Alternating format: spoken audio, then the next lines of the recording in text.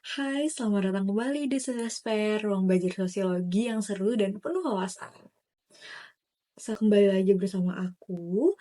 Kali ini kita akan belajar mengenai materi sosiologi kelas 11, yaitu ciri-ciri kelompok sosial. Sebelum membahas mengenai ciri-ciri kelompok sosial, ada baiknya kita membahas mengenai kelompok sosial terlebih dahulu, tidak sih? Kelompok sosial itu sekumpulan individu yang saling berinteraksi dan memiliki tujuan bersama dalam suatu konteks sosial tertentu.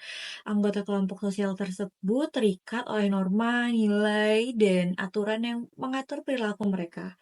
Kelompok sosial juga bisa berbentuk kelompok kecil seperti keluarga atau yang lebih besar seperti organisasi atau masyarakat dengan struktur dan peran yang jelas. Setelah mengetahui kelompok sosial, secara singkat, sekarang kita masuk mengenai ciri-ciri kelompok sosial. Ciri-ciri kelompok sosial itu sebenarnya ada banyak, tetapi kali ini kita akan membahas 4. Yang pertama itu ada interaksi sosial, yang kedua itu ada kesadaran dan keanggotaan, yang ketiga itu ada tujuan bersama, yang keempat itu ada norma dan aturan. Masuk yang pembahasan pertama yaitu interaksi sosial. Interaksi sosial yaitu di mana kita berinteraksi secara individu maupun individu kelompok atau kelompok dengan kelompok. Anggotanya itu saling berinteraksi atau berkomunikasi, bercengkrama, melakukan kegiatan fisik satu sama lain secara terus-menerus. Interaksi ini bisa berupa komunikasi, kerjasama, atau bahkan konflik yang terjadi dalam rangka mencapai tujuan kelompok tersebut. Yang kedua yaitu ada kesadaran dan keanggotaan. Anggota kelompok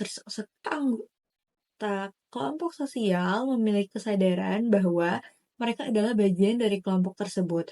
Mereka merasa terikat secara sosial dan mengenali identitas kelompok sebagai bagian dari diri mereka sendiri. Jadi, ketika kita masuk dalam suatu organisasi atau suatu masyarakat, misalnya seperti rukun tetangga, nah kita itu merasa bahwa kita itu bagian dari sebuah rukun tetangga tersebut, seperti itu. Lalu yang ketiga itu ada tujuan bersama, yaitu di mana kelompok sosial itu biasanya punya tujuan bersama yang ingin dicapai oleh anggotanya. Tujuan ini bisa berupa tujuan sosial, ekonomi, atau bahkan budaya yang mendasari pembentukan kelompok sosial tersebut. Lalu yang terakhir ada norma dan aturan. Kelompok sosial itu memiliki norma atau aturan yang mengatur seluruh perilaku anggotanya. Aturan itu bisa tertulis maupun tidak tertulis dan berfungsi sebagai menjaga keteraturan dan keharmonisan di dalam kelompok.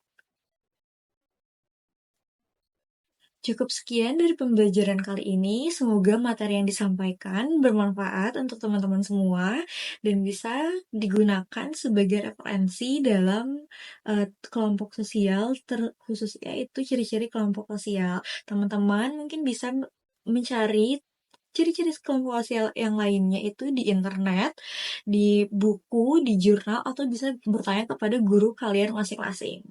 Sampai jumpa di lain waktu. See you next time.